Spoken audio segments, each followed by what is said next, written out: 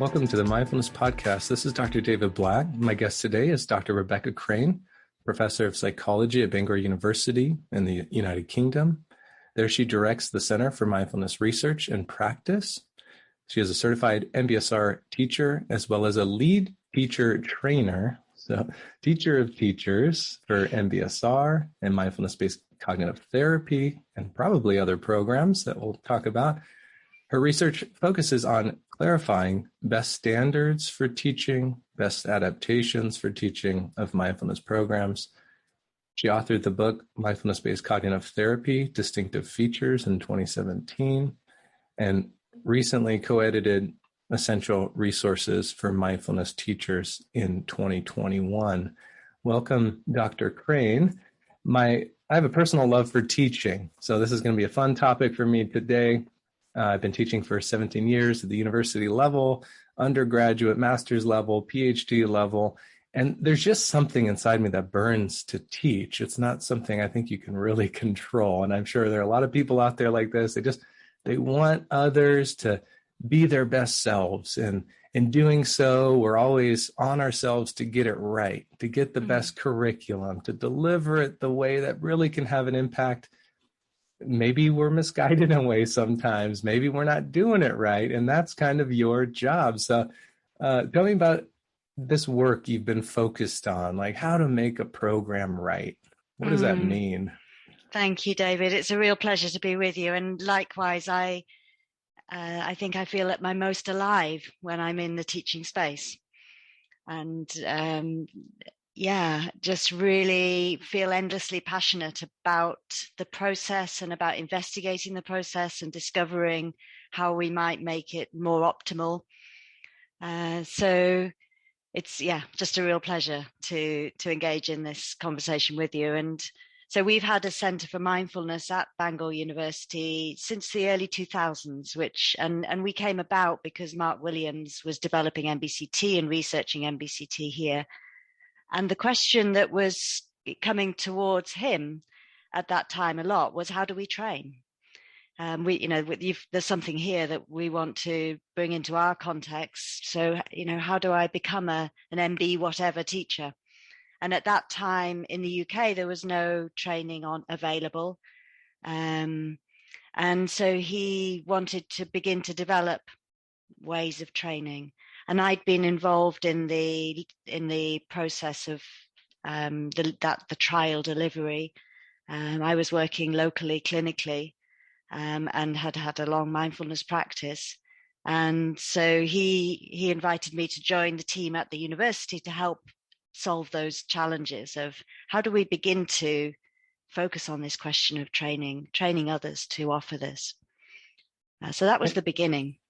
Yeah, and what an important beginning, because that's what we'd like to do. We create a program, in a way it becomes our baby, like when we create a curriculum, and we're like, if we could just get it right, and if we feel like we have the ingredients right, if we just hand it off to others, we're like, did you get the ingredients right that we were talking about? Absolutely. And at times you may see someone delivering, you're like, that's actually not what I was intending to do with this program.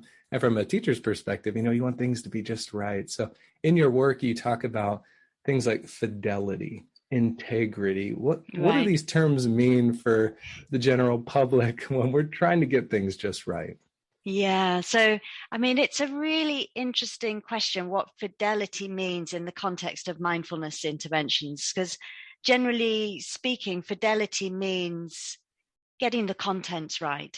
So making sure that all the ingredients are present in an intervention or a program of whatever. And of course, that's true in the mindfulness context, but it also, fidelity in a mindfulness context also means fidelity to the spirit. And part of the spirit of offering mindfulness-based interventions is this spirit of responsiveness to the process and to the emergence of the moment and to what's happening for participants and what's happening in the space. And so that's part of fidelity, is this actually being willing to go off piste if it's in the service of the main thing, which is developing the capacities to be aware and present, to experience and to respond from that place. So it's, this is in a way where mindfulness interventions are not about just delivering a curriculum. The curriculum is a vehicle, and so the fidelity is not just adhering to a curriculum; it's adhering to a way, a process of engaging. So there's art in it, it seems. So for sure. If I'm in a class and really wanting to get a single objective through for that, say, 60-minute class, and a question comes up that touches on the idea, it's not exactly where we were headed, but I'm just wanting to make sure I get this example right. You may explore what that is and try to reconnect it to the larger objective. And in doing so, you stay with the education writ large. Because if you resist, stop this person's perspective, think that your subjective experience is better than the students, you can maybe lose the higher order objective. So it seems like you're talking about an art, that there's a structure, which you definitely, and we'll get to this, you've tried to create to help people see this. But then there's the art of going with whatever is happening in the classroom. I think there's long-term understanding through educators, you have to go with that something that's happening in the classroom. Where's the aliveness, and I love, the Stephen Covey's often quoted saying, the main thing is to keep the main thing the main thing. So it's like that real clarity. What is the main thing here? And the main thing isn't the curriculum. The main thing is the learning of this way of being with experience. And so you're following that thread. Yeah, absolutely. I love that saying, because it's making me think of the classroom dynamic again. And that aliveness when you're excited. So let's say you're teaching some content, and I don't know if excitement is part of, maybe it is part of the mindfulness-based programming, but in the classroom, when you have young minds and you see that there's an opportunity and you're just naturally excited, and it's not exactly where you were headed, but it's the excitement, and that's probably part of the educational opportunity. It's like, the aliveness of whatever that is, whatever this person is shining their eyes about and, showing this love for, that's something that's of relevance, it's of interest. And maybe the students don't fully grasp it yet, say even a chemistry concept, but there's something about this that makes this person come alive. For sure. I might get there, right? So absolutely. That kind of energy exactly in the room. So in children, you're wanting to really cultivate this love of learning. So that's that's the passion you're following. Absolutely. So, but then that really steers how you engage in the process of training teachers, because if that's the main thing, then the main thing that you really want to cultivate in trainee teachers is the capacity to be responsive, to have the resources within themselves to be able to tune to, what's most important here, what's most alive, where's the energy, where's the vitality, where's, how does what's emerging, this story that's emerging from this particular participant, how could this be in the service of this bigger thing that we're all exploring here? And that's a particular resource that takes time to cultivate. And of course, cultivating your own mindfulness practice is a big part of that, but it's not the only thing. There's other skills that sort of get folded around that. But that whole, that's the piece that shapes the way we train teachers. Yeah, that's very good.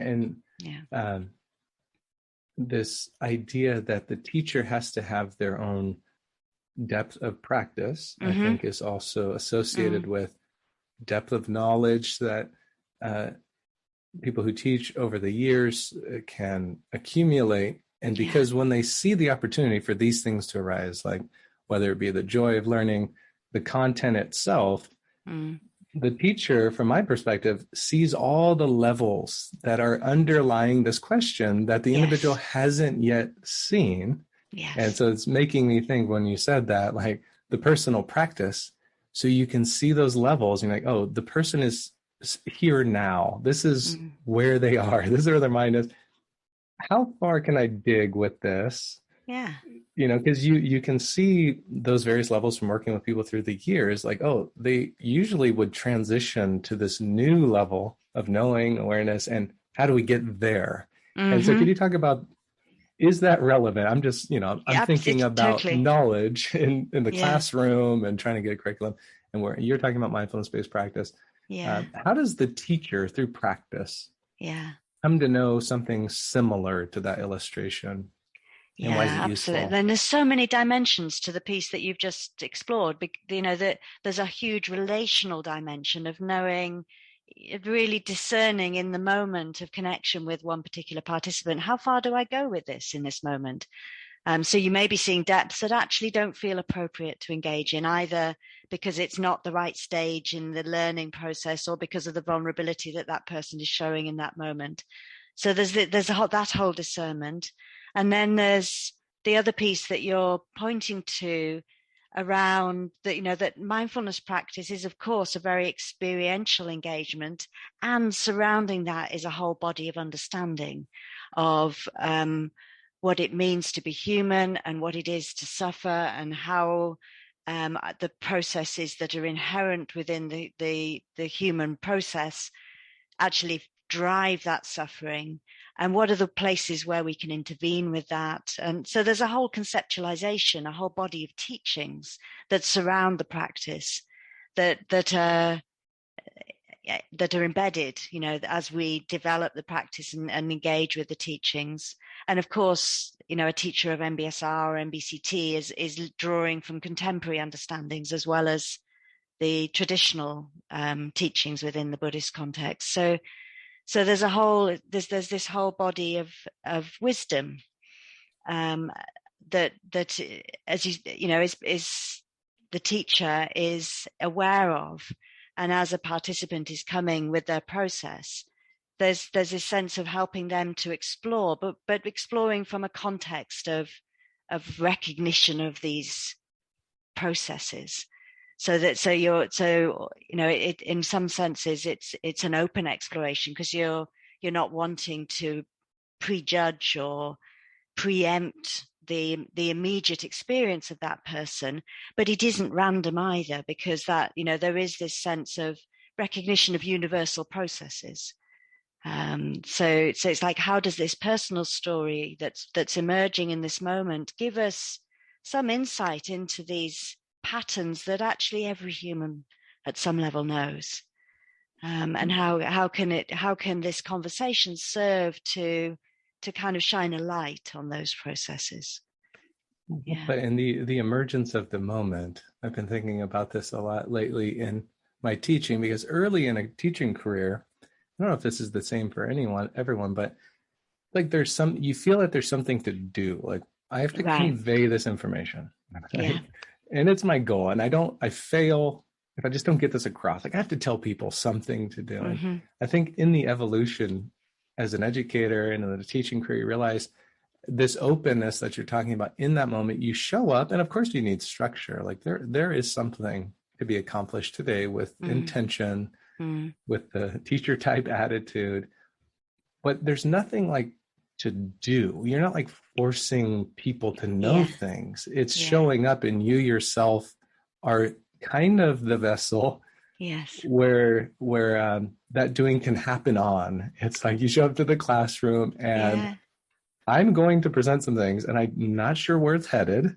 I know I have a problem to solve, and you all are interested in solving your own problems, and I do not know the answer to this. And I think that has become part of the beauty of the dance of my personal career. It's just like not knowing in front of a lot of people, and it's very uncomfortable, because you're like, I don't know where this goes sometimes, and admitting that in real time and exploring together. And in that way, you're not trying to, it's hard to explain, but you're not trying to actually get people to do anything.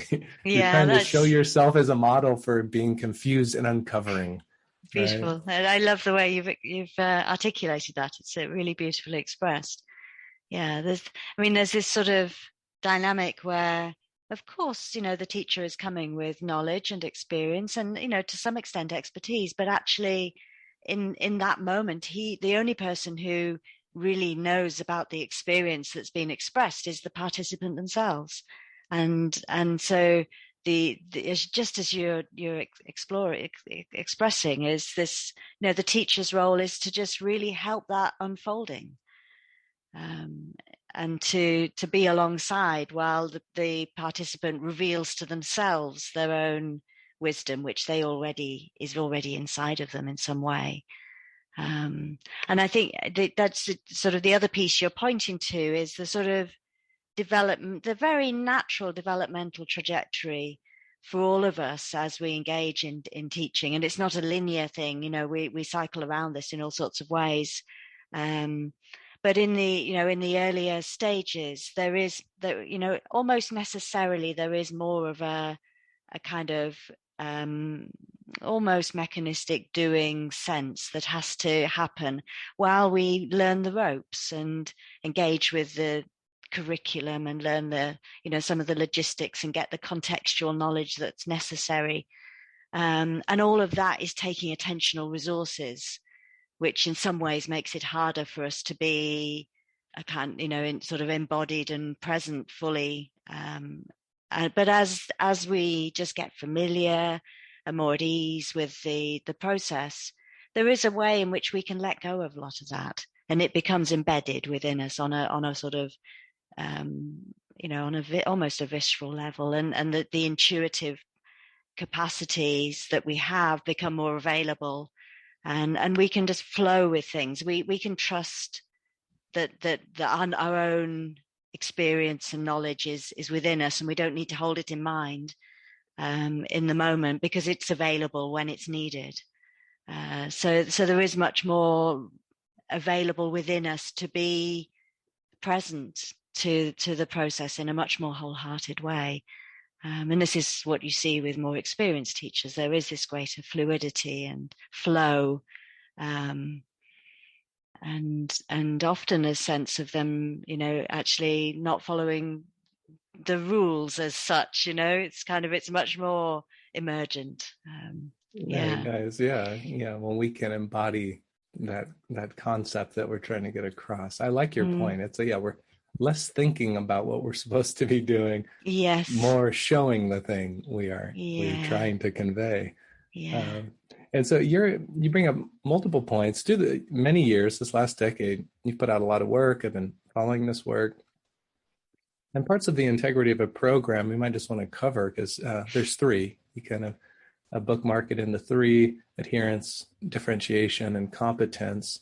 So adherence, is that like the structural piece where you get the ingredients right? So we do need the ingredients, or else we don't really know what the program is, right? Yeah, so totally.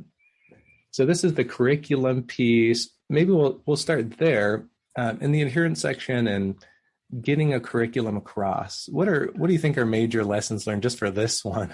What are the hard parts of doing something like that? What is the best way to teach people how to do that? Or is that like the easiest one? I think that is the easiest one. I mean, that's genuinely our experience. And we did some research on this when we were developing the tool that we evolved in our center, which is now used really widely, the MBI-TAC, the Mindfulness-Based Interventions Teaching Assessment Criteria. So when we did research using that tool, which looks at different aspects of the skill of the teacher, and one aspect of them is the curriculum, delivering the curriculum, as it were. And that actually was the area of skill that our trainees had the highest levels of competence in earliest on in their journey of learning to teach. So I think there is this sense in which the logistics of the curriculum are, they are very learnable. Interestingly, I've done quite a bit of collaboration with my colleague, Dr. Rick Hecht at UCSF. And one of the reasons he got interested in collaborating with me around these pieces is that he'd conducted a randomized trial where they'd looked just at adherence as a measure of fidelity. And they discovered that the teachers who were most adherent actually were not getting the best results. And that gave him an indication that adherence as a measure of the integrity of a program, particularly of a mindfulness program, is potentially a bit flawed, because adherence, one needs to take a broader perspective of adherence, which isn't just a mechanism. Yes, a body scan was delivered in session 1. Yes, inquiry happened. it needs to go beyond. So what the hypothesis that they arrived at within their team was that the teachers who were less adherents were actually being more responsive. Oh, interesting. Yeah, this So as oh, go ahead. no, go you, yeah. Well, as you're talking, something's coming to mind about sometimes when I've sat in as a substitute teacher for a subject, and I just want to explore what happens there for a minute. So you walk into a room, uh, there's no history, right? And you know what to get across, and this will maybe take us back to our earlier teaching years because you have a limited amount of time. The relationships have not been built at this point, and you could try everything, but everyone knows they understand the circumstances, temporary. There's no life to it, longevity, and you're trying to just stand in. And in that type of delivery, it makes me kind of fall back to that rote delivery of information. Okay. And in a way, I was just thinking of as a potential example, and I know substitute teachers, this is not their fault. It's just the challenge of standing in. Right. Maybe something along those lines that sometimes you just try to get the points across, and whatever that dynamic is, that room of people is not buying into this history. You're missing the connections. Yeah. And maybe it's not a perfect example. I'm just trying to tie together the challenges some teachers face, either early career or standing in, and why they may not be winning over that group dynamic. Yeah. Does that make sense at all? It makes a huge amount of sense. I think, there's the more nuanced, subtler elements that in a way, it's almost like Parker Palmer has this beautiful phrase where he talks about the hidden curriculum. And so it's, there's just a huge amount that's going on that isn't in a way the immediacy of what you can see being delivered. It's the way of being, the essence qualities, the sense that, if you look back at teaching experiences that you've had, you probably don't remember what they taught you, but you'll remember how you felt. So it's that sense of actually what's being conveyed at a felt level, which is what's going to stay with those participants. Parker Palmer calls it the hidden curriculum. We sometimes call it the implicit curriculum. And there's this sense that in a mindfulness context, we're foregrounding that in our teacher training, because that's what the teachers themselves need to be aware of it and to foreground when they're teaching. Of course, they're delivering a curriculum, and that's what is sort of everything hangs on. So it's necessary. But it's by no stretch of the imagination the full story of what's happening in the teaching space. It's the parts that we'll get back to now. The adherence piece, we talked about getting the ingredients right.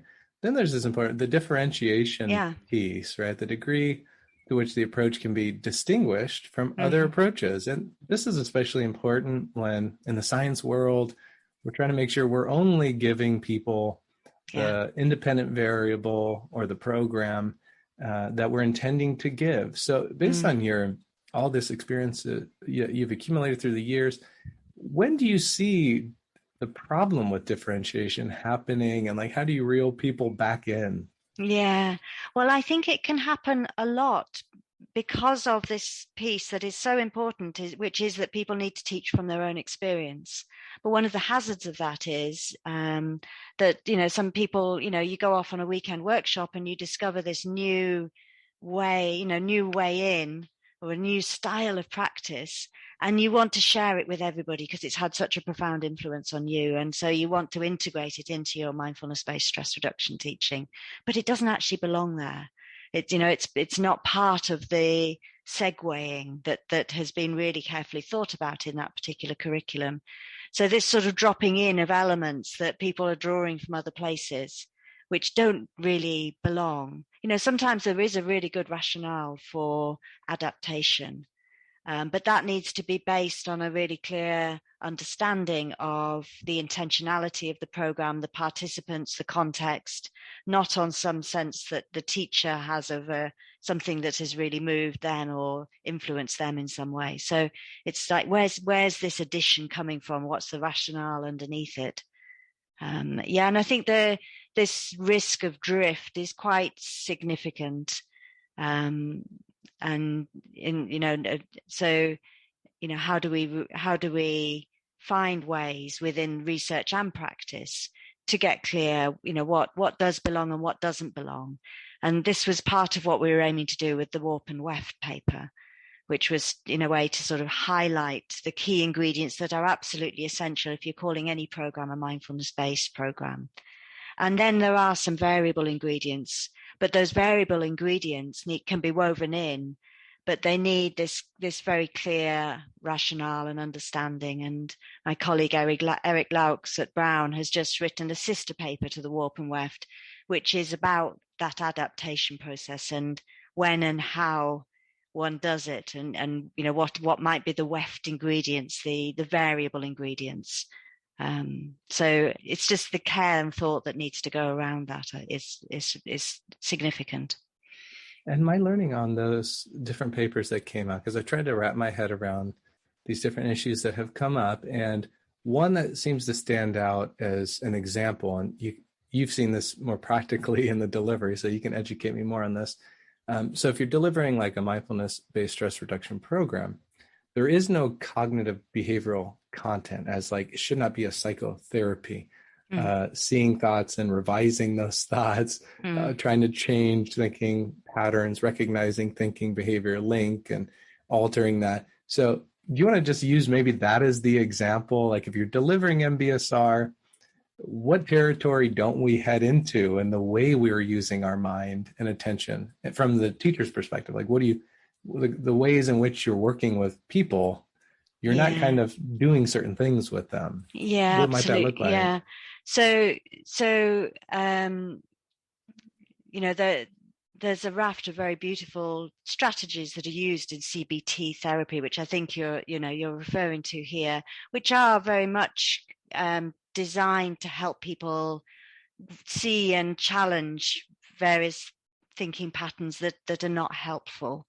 And within a mindfulness context, within a mindfulness intervention such as MBSR, for sure we are looking at mind processes. We're looking at thoughts and their interactions with emotions and the interactions with sensory experience and the interactions of all of that with how we act and behave in the world. So all of that is definitely on the table for investigation, but it's really the how of the investigation. So, we're not looking to replace anything. We're looking to hold it all in awareness, and to recognize for ourselves from a wisdom perspective, aspects of how we're engaging with our own process that are not serving. But that's sort of, it isn't a sense of coming in and modifying it. It's more a sense of, where's the potential within this for me to keep evolving how I engage with my experience? But it's coming from the light of awareness and engagement with it from a practice perspective. So it's a really different methodology. It's almost, coming in through the body door rather than through the thought door. That we're exploring here. And as you say, I mean, psychoeducation, there is psychoeducation in MBSR. We are sharing with our participants processes around stress and the physiology but we're doing all of that. So the psychoeducation is coming from a connected perspective. So it's not just a sort of didactic delivery. It's engaging participants' whole body, whole mind, whole heart experience with an exploration of how do I know stress, and then of course linking that with some of the contemporary understanding of stress, but it's doing it through the whole being of that participant, through their sort of whole engagement, so that hopefully, with the hope that actually this will still be with them when they, it's not just a sort of cognitive piece that they'll take in and then forget, because they're engaging through their body door, and so it's landing in a deeper and hopefully more long-term way. You see, I think it's a cultural feature maybe West and European evolution of thinking of the mind. And it seems almost intuitive for this cultural approach to want to fix elements of the mind. And I can imagine, and tell me if this is true or not, when teachers early on come in, they might, in a program, someone's coming up with a sensory experience. It's a lot to handle. There's big emotion being felt. And the person like tries to help. Does that happen? And again, why isn't that the approach? And of course it does happen. And this is why it's so important that we all have colleagues and supervisors and mentors to help us explore our process. So in the UK, it's a requirement that teachers engage with a supervisor. And actually, this is one of the big pieces that we encourage people to engage with their supervisors around is, the very wholesome wish for the participants in your space to be free of suffering. But then, the natural engagement that then happens is to give them, your ideas about how that might come about. And that's actually not the relevant piece here. So it's like, that's the boundary, that's the tipping point. So yes to the wholesome desire to engage from that place, but actually recognizing when that's tipping into fixing, because that interrupts this whole engagement with this other way of being with experience, which is actually going to be what's more potent for that person to take away, rather than some temporary fix, which isn't actually going to give them any sustained satisfaction, from what from the challenges they're experiencing. Yeah. This makes me think about the language, right? This is the medium of the exchange between the relational dynamic between teacher and student, and language and is hard enough on its own to get it right. The relational dynamic in mindfulness programs is so important just because I believe what we just said, it's not projecting, it's not fixing, it's not doing all those things that we may have a tendency to want to do. Yes. The language that people as early teachers of mindfulness-based programs learn is there's an art to it. Why is language so important? And what have you learned about the use of language? Because this is like one of the competencies, or competence is the last of the third pillars that you mentioned in your work. And language is coming to mind for me. How do we use language in mindfulness-based programs? Why is it important? Language is just hugely important because it's how we construct meaning. So we have a lot of conversations about languaging with our trainees, within our trainer group. There's a whole, and it's, of course, it crops up a lot because we train a lot internationally. So a lot of our trainees are then needing to make sense of this in their own language. And we use in English the ing word, bringing your attention to your experience, coming to a sitting place. Inviting away, so all of, this sort of process orientated invitational language is a very different instruction to sit down, bring the attention to your, which is much more instructional. So finding ways where we can invite this sort of open invitational engagement is really important. And there's so much more around language. We could spend the rest of the podcast on this theme. Because it's so important because it's the medium, right? Without it, we couldn't do any of this work. And what's coming to mind for me is I remember a training we were doing once in a MBRP relapse prevention program, and we had a dynamic, and you probably did this in MBSR and others. You can tell me about this, where you have two teachers working together and they're doing guided meditations for each other because we are trying to get the language right in a way. We're trying to perhaps do other things, but trying to get the language right. And for anyone listening, it might sound silly, like just give instructions. Try it yourself. It is like the hardest thing to do. And how do you know? Because of the feedback process, you may have thought you were right on the mark, did something well. And when you have this other teacher saying, well, actually that kind of made me feel closed off. you kind of Yes. pushed me out of my body. Yes. I felt like I was being forced to do things. And Yeah. you realize in that moment, wow, like I really don't know how to Yeah. communicate language effectively, because you have so many units that are conscious right now and these students, and how do I know? And it could be a place of anxiety, right? So Yeah. for those young teachers, what have you seen, and how do you help them find that language that seems to work more Yeah. universally? I mean, I think what you've just described is one way, is to guide and to get feedback on it. I mean, that's beautiful, and that's actually one of the one of the core training methodologies we use is actually just to be in peer groups, guiding each other and giving each other feedback.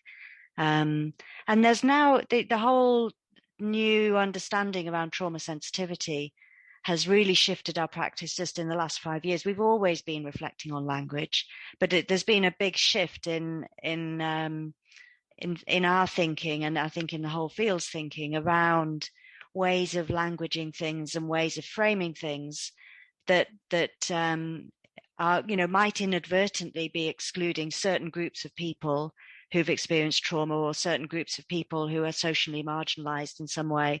So it's like, how do we create places of as much safety as is possible, and as much of a sense of belonging as is possible, and a sense of agency as possible? So like, I'm not telling you to do this, but I'm offering an invitation here, and engage to the extent that is appropriate for you, but please be in charge of your own the discernment that you need to have about how far you go with this and when you step back. So that sense of encouraging our participants to really calibrate their own levels of intensity and to know when to step back. I think that's really been informed by this latest thinking on trauma sensitivity, and that's in turn shifted. I mean, in some ways, it's added more complexity to how we language things, because we're having to add more choice in there. But it's been a really important development, and it's an ongoing learning, I think, for all of us to create spaces that are inclusive to a diversity of people. Yeah, what a beauty. Yeah, the art and language, right? I mean, I'm Yeah, just thinking as you're talking now, how do we even make this happen? We are yeah, the art and language as a medium to convey yeah, something that seems impossible. yeah, Welcome to the experience of your own mind. yeah, Like, what in the world does that even mean? And the people in our first absolutely. classes are probably thinking, what in the world is happening? Yeah, Somehow, with good teachers, they can help that student come to yeah. know their own mind. Now, how does that happen? Wow, Yeah, that's absolutely. bizarre.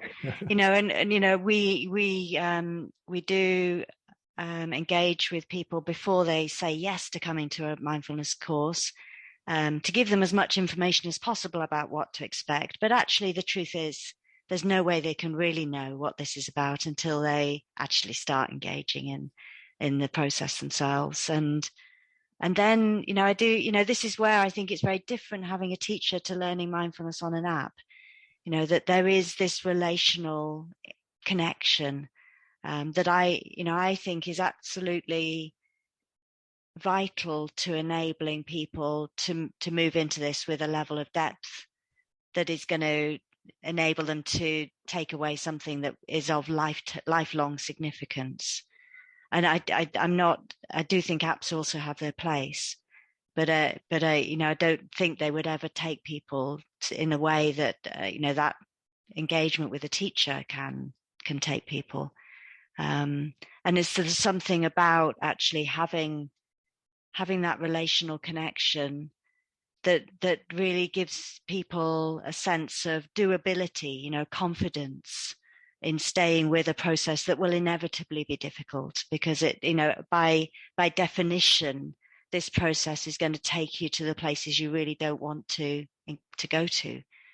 But that's Which is exactly what, where which you is, need to be in order to yeah. discover something new. Maybe we should define that for people who aren't as familiar. So when you say places you don't want to go to, it's an intimate connection of knowing yourself. And Yeah. sometimes when people get to that point, might find things they don't like to see. Absolutely, yeah. So a classic example when we're teaching mindfulness-based cognitive therapy for people with depression.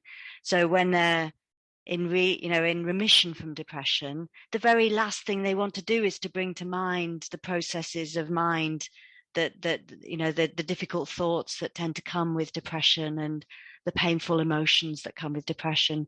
But necessarily, actually, we will be visiting those places because it's the potential of a different way of being and of moving things in different directions is actually rests on the relationship we have with those inner voices or those inner felt experiences. So in order to actually discover new ways of being, we have to evoke them and bring them to mind. Yeah, I like your example. The denial in itself is where the power of the recurrence is, right? The pushing away, the not wanting to go there, is part of that process. Absolutely. Very nicely said. And so I want to cover this tool that you created, the MBI TAC. So I read a lot about this, and there are 6 domains, and there's a lot to cover. So I don't want to cover everything, but just to bring an interest to this. It's well used. It's used internationally, and we talk. We've covered some of it, but the first one is something like coverage. Did you cover all the content from the sessions, the relational skills? We mentioned some of these.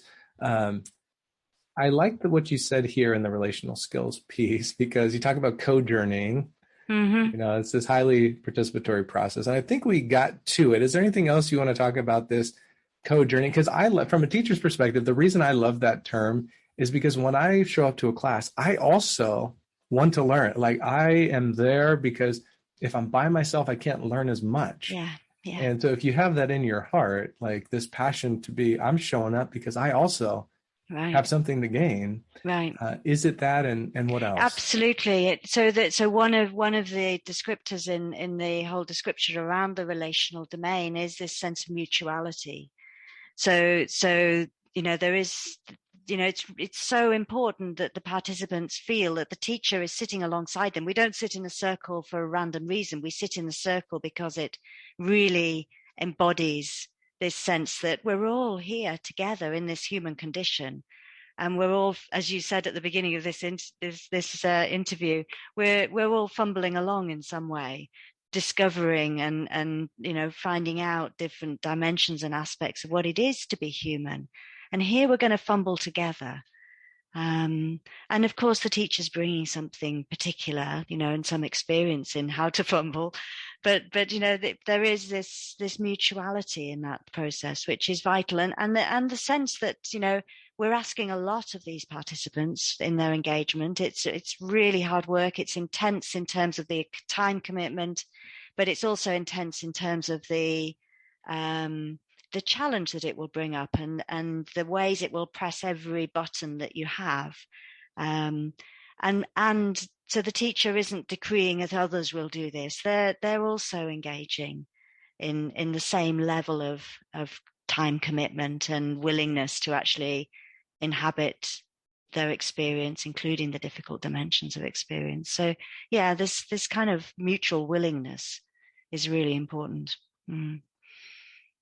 Are there times when, because we see this with students, like there's some students who philosophically won't take that stance with us, and it's really hard as a teacher to realize a point when you don't know if you can cross that bridge with a person. I don't know if this is common, because I'm sure a lot of people have a disposition towards really wanting to help others, but I can also see maybe that could be problematic, whereas in the philosophy to really help doesn't co-journey. It's the fixing thing we talked about.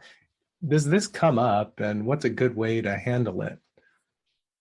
So it definitely does come up. And, so one of the ways that we're using the MBI TAC is so we encourage our trainees and experienced teachers, all of us, in fact, are recording our classes at different times and getting feedback on these. And the MBI TAC is partly designed as a tool to enable structured reflective feedback on practice. And in our training programs, our trainees get that at multiple intervals through their training journey. So they're likely to be getting feedback on that if that's a particular aspect of their process that's showing up. And they'll be being asked to write reflective journals on what's emerging. And so it's pretty intense in demand in terms of them being seen in practice, being asked to reflect on this, bringing it to their supervisor, and reflecting also on, the whole principle underpinning mindfulness. And so, they're getting it from all angles. So it's in a way, it's a cauldron of learning and shaping how we engage. Many of our trainees come into teaching mindfulness from having engaged with other therapeutic modalities. And for many, there's this process of unlearning.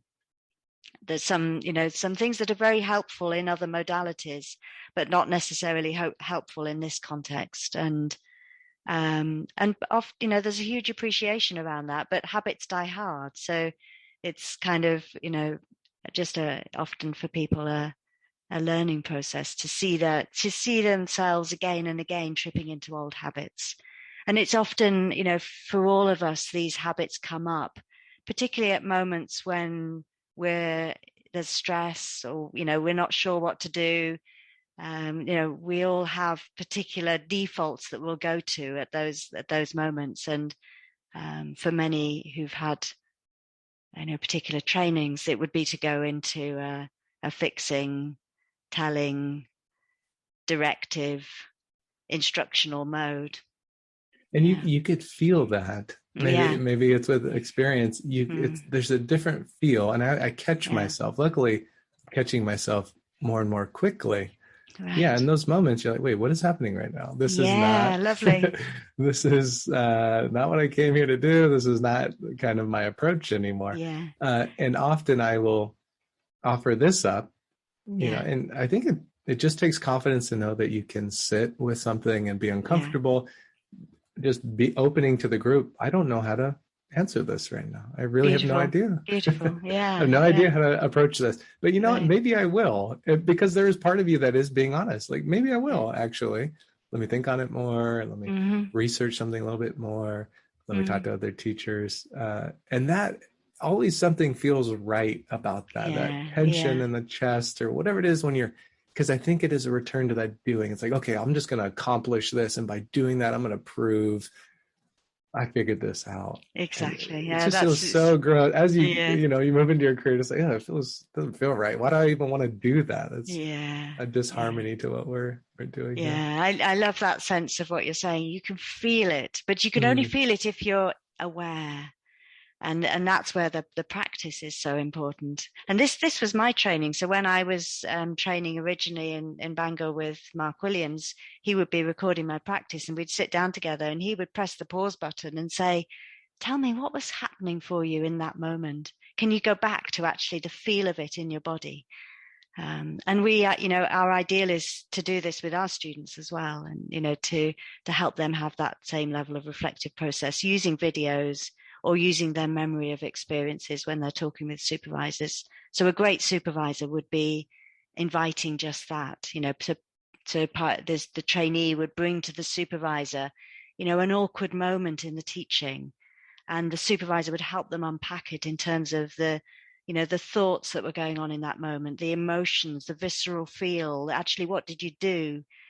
So this unpacking of these moments in the teaching process is really revealing of those tipping points, as you say, from in one sense, from a sort of more of a being mode into, as you say, more of a driven doing mode.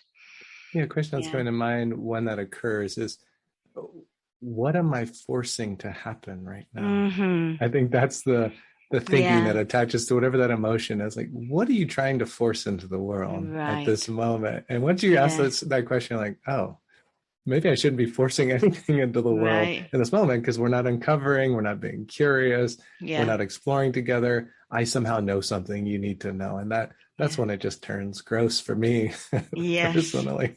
Yes, absolutely. And I uh, noticed for myself, I have a sort of tendency to sort of literally physically lean in a bit more. And so actually recognizing my body doing that and deliberately settling back and coming into a more receptive mode, so that I'm sort of in a way letting my body help me shift back into a more connected, responsive mode rather than a kind of leaning forward reactive mode. mhm, Yeah. mhm. And you said this well in your 2016 publication about the importance of everything we're talking about today. That if you train a mindfulness teacher in their 30s, they might teach over Mm, 4,000 people mm, in their career. So you argue mm, that, quality of training, of mm. supervision and support is important. So it tells you about the Yeah. importance of the topic. These are a lot of people being influenced and potentially a lot of people that are influenced negatively. Yeah. So is that still, we're at that 4,000 mark? You think it's even greater? I And think, yeah. yeah. I mean, I don't. It could be greater. It's we're involved in training colleagues to offer MBCT in the NHS, which is in the UK, is really the uptake of that is really expanding, and for many of those colleagues, teaching MBCT will become, the main or the most significant component of their role. And yeah, they're going to touch a lot of people, and how that touching happens is of really, it really matters. And you can feel the ripples that go out from there. Each of those participants is embedded in a family system, and the ripples from this work are significant. And Yeah. your work has been to try to ensure that quality, Mm, bolster mm, competence, and in the end, reduce suffering because you would want mm-hmm. people to get the program that's intended that appears to have the most benefit. So, looking forward, is there any new problem as part of this you're working on? You're excited about something new? Well, the area that I think many of us are engaged in at the moment, and it's becoming more and more kind of a central component of my work, is the context of the time we're in. So when John developed MBSR in the 1970s, there was significant world trouble at that time too. But it is different. The nature and the level of the trouble that we're in as a society and as a planet is much greater now. And this, I think that also the way in which, in order to support the uptake of mindfulness into the mainstream, the research and probably the practice has focused a lot on the benefit to the individual. And it feels really central for us, both from a research perspective, to be opening out much more to capturing the collective benefits of this engagement. But from a practice perspective, also getting more skillful about how the teaching can more profoundly rest into the deep truth that actually my well-being is totally contingent on your well-being and on the well-being of all living systems. Um, and the recognition that the spaces that we've created have not been truly inclusive of the breadth of demographic of our society, and that the mindfulness field is very skewed in terms of who's teaching and who's training. So there's some big challenges, for us all in terms of how do we engage with our own processes to internally step up and actually it's not just about bringing in greater diversity of teachers. It's about culture from within of how we're orienting and how we're inadvertently not creating spaces that are inclusive, but also more broadly how we what's the contribution that we particularly can make at this time of crisis in the world. It absolutely, it's becoming so clear that technologically the problems of climate change can be solved, but that the major barrier is at the level of the human, and it's us and our ways of thinking and our ways of being that are actually stopping the transformation that's needed. So it's this sort of, how can the cultivation of inequalities be part of the transformation that's needed to enable us to shift on a societal level. So those are the themes that I am really animated by at the moment, and genuinely feel, excited to engage and contribute, because it seems like the most vital thing we could be doing at this time. Wonderful. Yeah. And you are contributing to that. And I thank you for your work and helping us be competent in our delivery of these programs, doing them well. It's a final point for me. How do we do something well as teachers and with our best heart in mind? So that's it for today. Thank you, Dr. Crane. We can find our podcast recordings at goamra.org, goamra.org, where you can support us and become a member. That's it for today. Bye now.